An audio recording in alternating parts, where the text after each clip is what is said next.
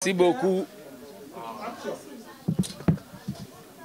Merci beaucoup à la presse que j'appelle de la liberté. Nandengebo, s'il vous plaît, avec le téléphone là, ça ne va pas aller. Merci beaucoup à la presse de la liberté. Aujourd'hui, je vais communiquer à ma qualité de DG. Dans ma qualité de DG de la Raskin, c'est-à-dire à ma qualité de DGA de la Raskin en charge des questions techniques, c'est-à-dire la régie d'assainissement de Kinshasa. Je remercie d'abord parce que souvent j'ai fait mes communications dans lingala facile pour batouba comprendre et na Chine basala appelé communication en français te basala ango na chinois. Nous devons valoriser la langue nabiso authentique. Et la mission que nous avons, c'est aussi une mission de sensibilisation. Il y a la population, il y a la ville-province de Kinshasa, Naoba Bengi, Makambo Etali, assainissement et salubrité. Je commencerai par dans un mélanger parce que le document est en français. Mais pour Nabatouba comprendre Mambo Nazoloba, na oko tapé na ndinga na lingala. Je remercie l'Éternel Dieu au apé saka pe asala na ngonga na ye. Personne ne l'impose le temps de faire quelque chose. Asala na ngonga na ye. Je remercie le président de la République Félix Tshisekedi d'avoir validé facilement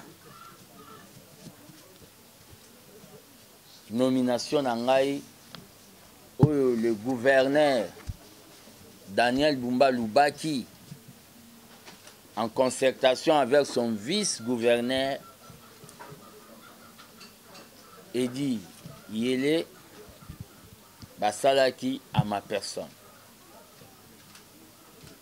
Donc je remercie le gouverneur Daniel Bumba Lubaki. Je remercie Batunyonso Bayambaki nomination Nangaï avec joie. Oba Lubaki, Oba reconnaissaki combat Nangaï de longue date. Je remercie.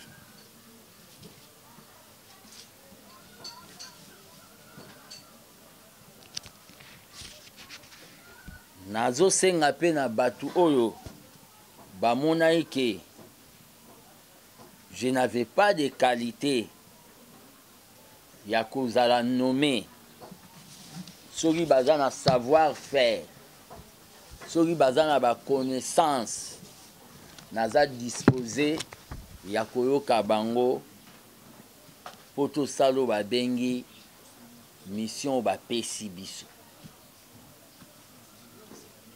Ça ne servira à rien qu'au vendara koloba à kokokate. Sogozoloba kokokate, c'est que vous avez ba idée au kokope sanga pona koka. Il n'y a jamais eu des hommes complets. Donc je suis disposé yako kuyamba bande kwa nyonso, même na téléphone, même au baza musika, pour ba pesanga makanisi musapi moko sokola elongité. Donc je suis disposé, c'est ça le patriotisme. Raskin, aujourd'hui je parlerai beaucoup plus de l'assainissement, de la mission que mon chef Daniel Bumba m'a donnée. Raskin, c'est la régie d'assainissement de Kinshasa. Ils en ont 5 missions. Mission Libolso et Raskin, ils ont la propriété publique. Peto. Mission Mibale et Raskin, ils ont l'air au sali Peto, tozui ba immondis, ba déchets. Ils ont ba bengi évacuation. 3e mission ya Raskin, ils ont embellissement. C'est-à-dire les tolongoli, place wana, tongengi siango, moi ba flair, moi ba nine. 4e mission ya Raskin, ils ont régulation, c'est-à-dire qu'on contrôle batu nyonso oyo basalaka misala ya bopeto ya assainissement. Et 5e mission ya Raskin, ils ont lutte antivectorielle. Au monara basera mobutu ba epompa, c'est-à-dire lutte antivectorielle. Bapesi biso musalo ezali munene. Mais rien n'est impossible à celui qui a le courage. Rien n'est impossible. Ceux qui te salient en biso nyonso ba kinoise na ba kinois. D'abord, Moussa les a munene. Nazo banda par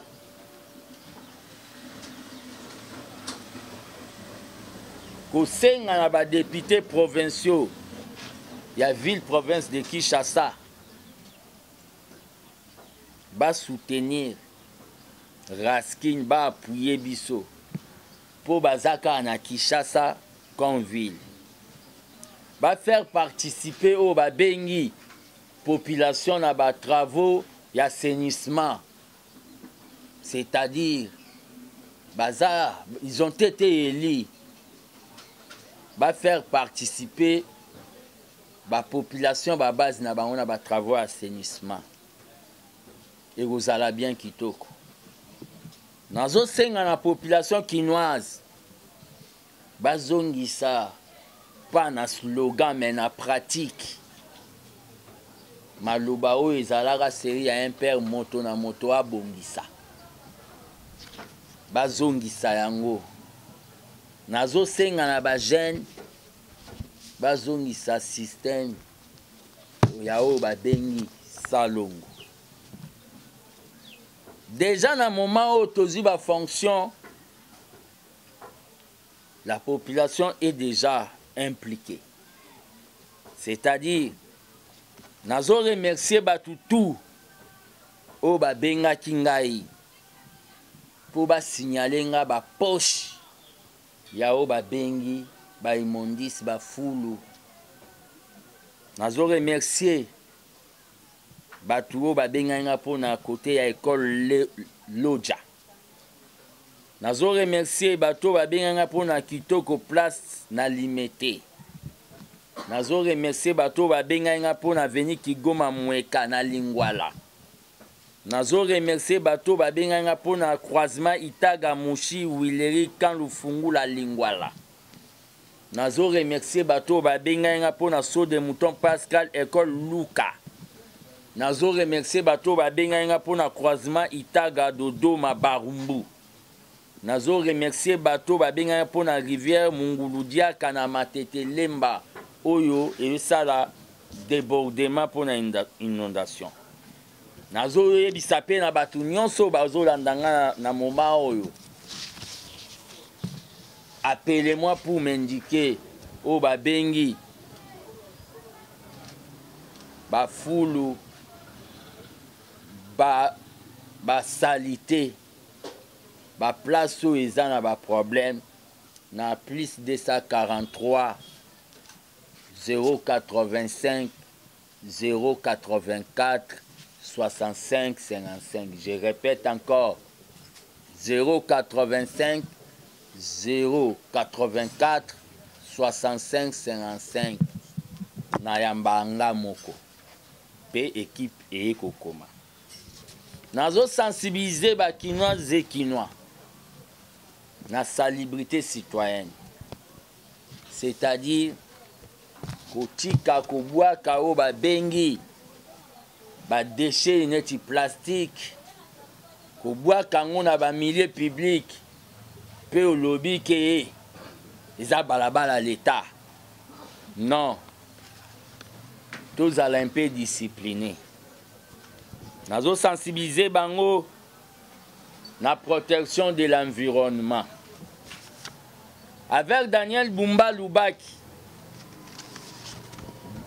dans les jours, dans un avenir proche, beaucoup de monde a bengi impression.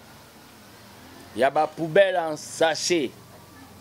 Il y a 3 couleurs. Il y a 3 couleurs wana. Il y a des foufou. Il y a des plastique. Il y a des milangi métal. Ça permettra que na niveau ya bandaku déjà traitement ya ba déchets et salama déjà tina oyo balobi ba station de transit. Ba station de transit eza bisika o banda ko kotika ba fulu. Ezalaka plus de 61 au Union européenne ayaka nango nyonso ekufa. Mais ngai tant que DGA chargé en matière technique, je compte na confiance oyo le gouverneur Daniel Bumba Pessingaï qu'il mettra les moyens pour que je puisse réaliser mission au peuple Azozelanangai. Je vais proposer ma station de transit Tibadal. Na mona kiango na Suisse. Na ba vidéo malgré na on a bima na kenda Europe. C'est-à-dire la station de transit souterrain. Pourquoi souterrain? Na kota la station de transit au Union européenne et Salaka. Et Salaka ciel ouvert, ça pollue l'environnement. C'est pour cela quand il y a eu une problématique, il y a évacuation. Leur problème évacuation, ils qui sous-souté sur le bêta qui bateau à Pembe, il y a une station de transit. Station de transit, ils ont ici, bateau à Poussou Bayaka, batiki matiti, poba zomba memango, na place ici, au Esengeli. Il y a transformation. Mais ça l'a mis que, la station de transit en a tellement zalaki, il y a polélé. Et pesaki solo, et pesaki maladie, et pesaki banzis. Moi, tant que DGA, il y a régie, numéro 1, il y a assainissement, il y a ville, je suis en train de proposer une station de transit souterrain. Nazo lancé appel, Naoba Bengi, Nazo lancé appel.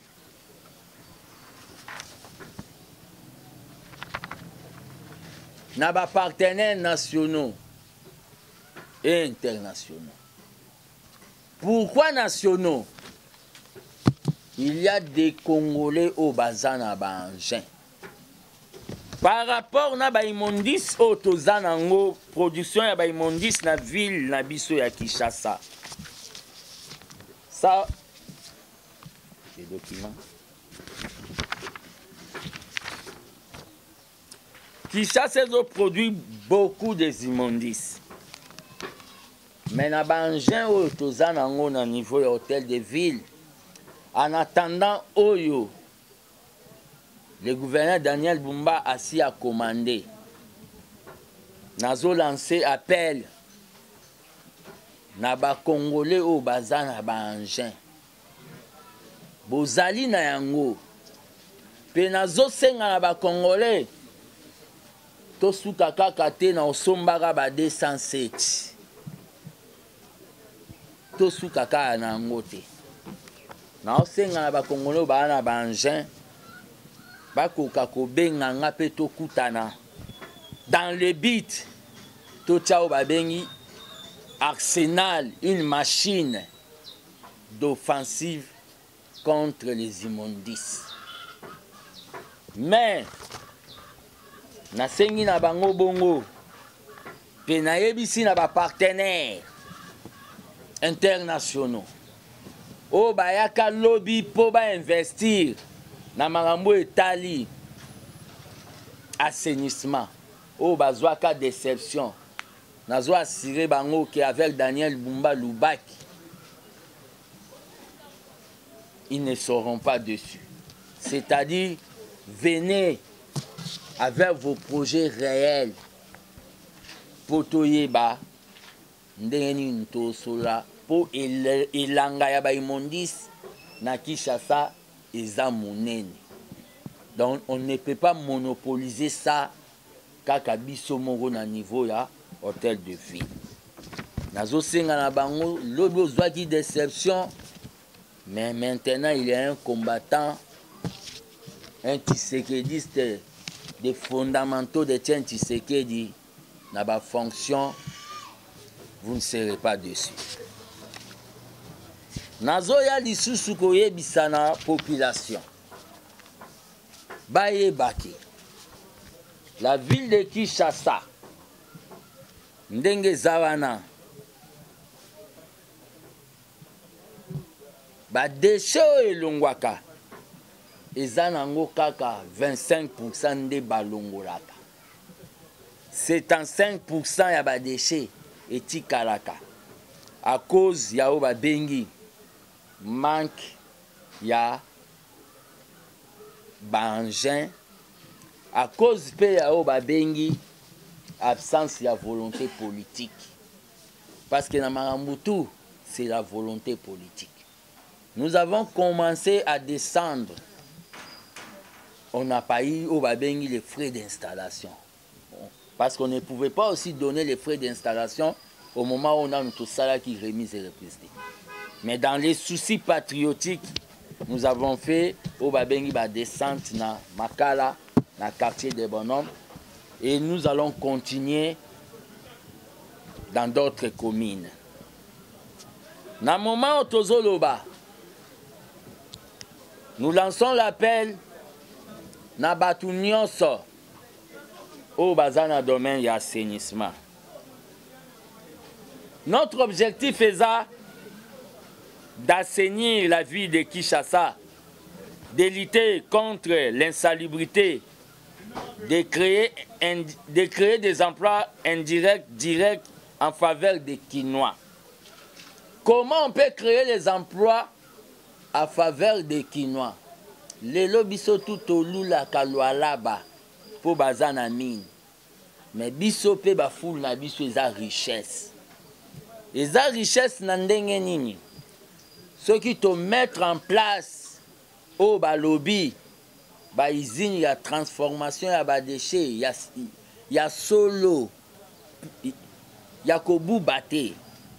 Ce qui te tie yango to sala ba pavé écologique na ba déchets plastiques, to sala ba bengi carburant na ba déchets plastiques, to sala o ba bengi ba fumier pour na bilanga ya ba maman maraîchère na ba déchets plastiques. Donc Kinshasa pe ekoma na richesse nango moko oyo euti na ebele ya ba fulu. Ba benga yango économie circulaire. C'est pour cela nous allons créer des emplois pour na ba Kinoises et des Kinois.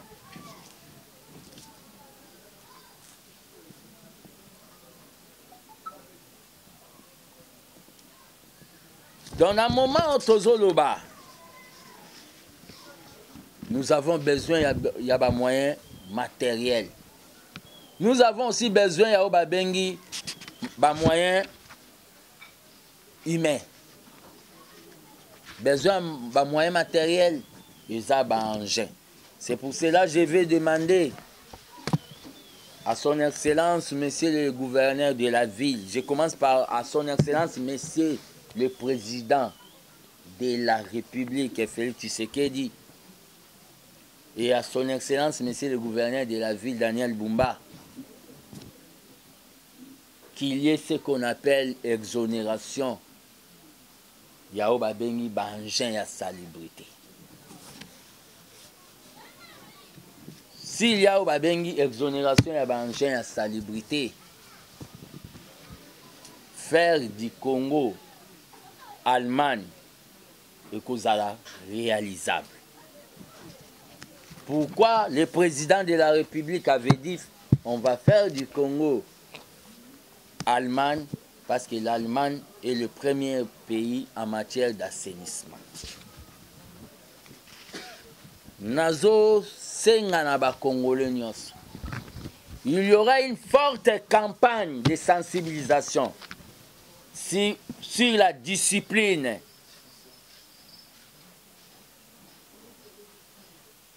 okoki kobwaka oyo balobi badeshe kilikilité.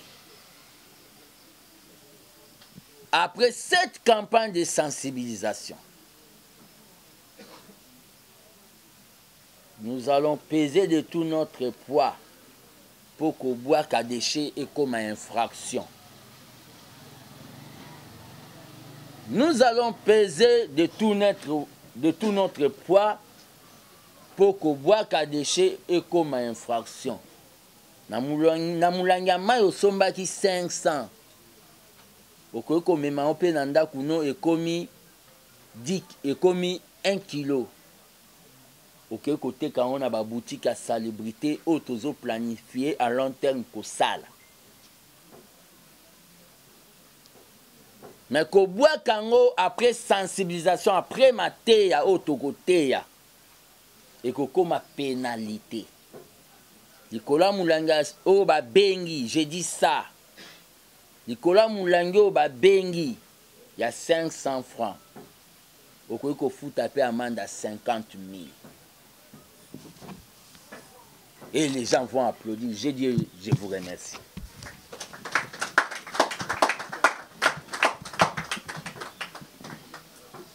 Il y a-t-il des questions?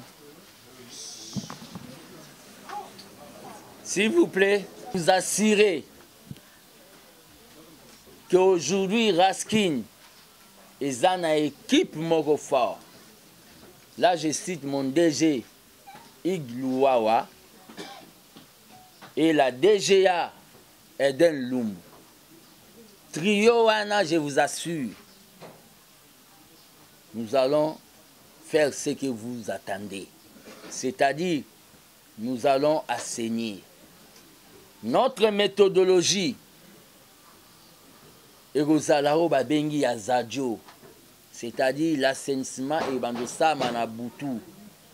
Parce que ce que ça mis pendant le jour, et qu'on a l'appelé élément ya bambouteillage. L'assainissement et bandosa manabutu na tongo ba kinois et kinois ba moni ville propre. Nazo assuré bino qu'avec l'équipe Oyo, trio, il y a Hugues Louawa, fils Moukoko, Naeden Lumbu. Rien n'est impossible. Mais avec la participation de la Kinoise et Kinoise, Ndenge Bakomida Kobenga, n'hésitez pas à signaler. N'hésitez pas, je félicite vraiment Bao à signaler. Et je répète encore mon numéro. C'est plus 243 85 0 84 65 0 85 0 84 65 55. C'est ça mon numéro. Nous nous prions un Dieu qui n'a jamais échoué. Merci. Question. Merci beaucoup. Moi, c'est Junior Moloabu, de Capi Communication. Merci na DGA Fisinteko pour exposer nayo. Et personnellement, je vais dire que c'est une occasion pour bapesi na carrière politique. Na obengango passe à nord. Les passe à nord. Oyo et tombola yo passe à nord au fait et vous disqualifier na carrière. Parce que na mboka na biso soki eza na département eza pasi eza problème ya assainissement. Question nange eza mwana mboka Timothée Lenoir, je crois que na ba intervention na ye d'après ba investigation ne alobi plus de 50 millions o ba uta ekopesa na gouverneur Daniel Bumba pour l'assainissement ya ville à Kinshasa. 51 millions de quoi? Des millions de dollars pour na o ba utopesa Daniel Bumba pour l'assainissement. Mais na aucune exposé tu as parlé seulement na ba députés provinciaux. Na otuna makanisi nini oza nango mpona babourgmestre na biso ya ville province ya Kinshasa, parce que toyokaka ke babourgmestre chaque année bazwaka montant mobo mpona assainissement, mais on a comme l'impression que babourgmestre baza vraiment démissionnaire. Est-ce que mbano ekozala te na hôtel de ville mpona babourgmestre na biso? Parce que tu peux travailler aujourd'hui, mais si tu n'as pas l'appui ya babourgmestre ezali lo mwa pasi. Tout le monde a encore battu à échâteau, tout le monde a moins de 2 pouces sur la carte à famille. Mais apparemment, c'est comme si beaucoup de c'est ça la raté. Tout ça, beaucoup de c'est autre lieu. Synthétisez s'il vous plaît. Je risque de. Tout le monde a rendu à salon, mais les autres là, ça la raté. Mécanicien, nous avons pour na beaucoup de. D'abord, merci pour la question. Je félicite déjà le bourgmestre de la commune, de la première commune de Kinshasa, le bourgmestre de la commune de Kinshasa. Bourgmestre de la commune de Kinshasa, Oyabengaenga, pour me féliciter. Mais aux autres bourgmestres, nous allons faire un travail, Yako Luka Bango, pour qu'on travaille ensemble. Mais tant que Tshisekedi, malgré un homme d'État, je vais travailler beaucoup plus avec la base, c'est-à-dire les chefs du quartier. Donc, les bourgmestres seront là pour superviser au Babengi politique, la nouvelle politique, il y a Raskin en matière d'assainissement. En rapport avec ce que vous avez dit, je ne sais pas là où les messieurs que vous avez cités a eu des données. Mais je vous assure que le gouverneur Daniel Bumba va mettre les moyens. L'hasard dans la vie n'existe pas.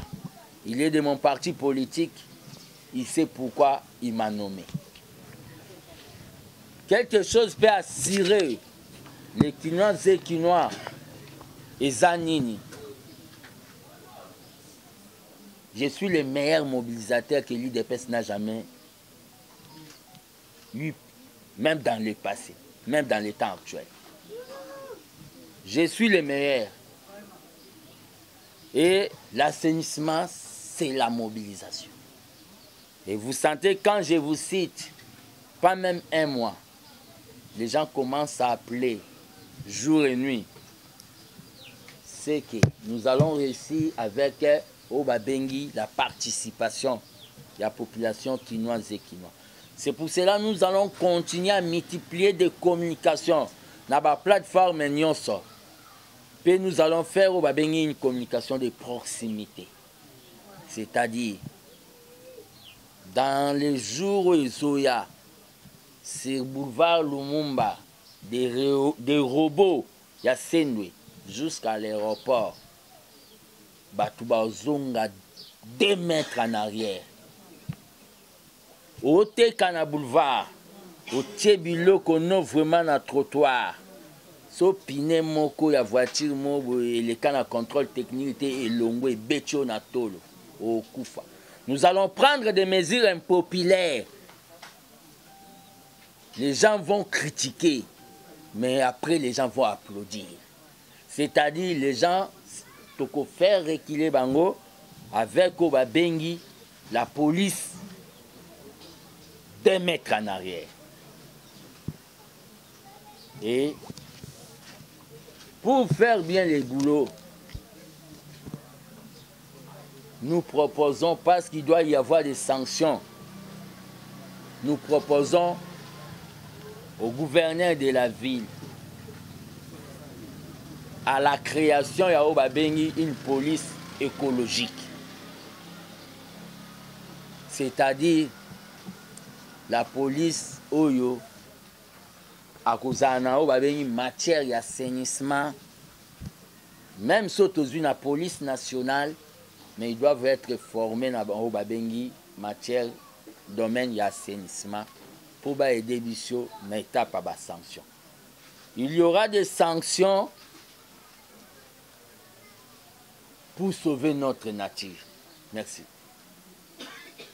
Qui avait demandé le premier? Je prends des personnes et je termine. Merci. Merci beaucoup. Armand Mobilay, Expression 26 télévision. Moi, je vais faire mon propos. Félicitations d'abord à la nomination de DG Araski. Merci. Comment on a organisé pour les personnes comme moi de l'ordre, nous avons l'initiative de DGA Araski.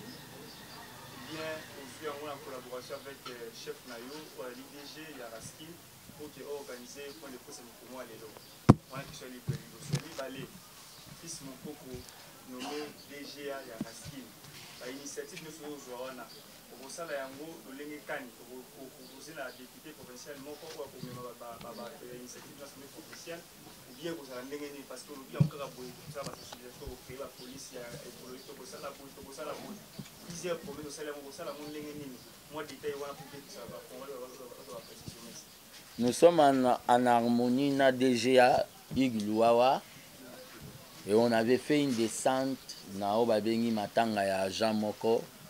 Il y a Raskin, on était à 3 toujours. Il y a un trio. Il y a Igluawa, fils Mukoko, Eden Lum.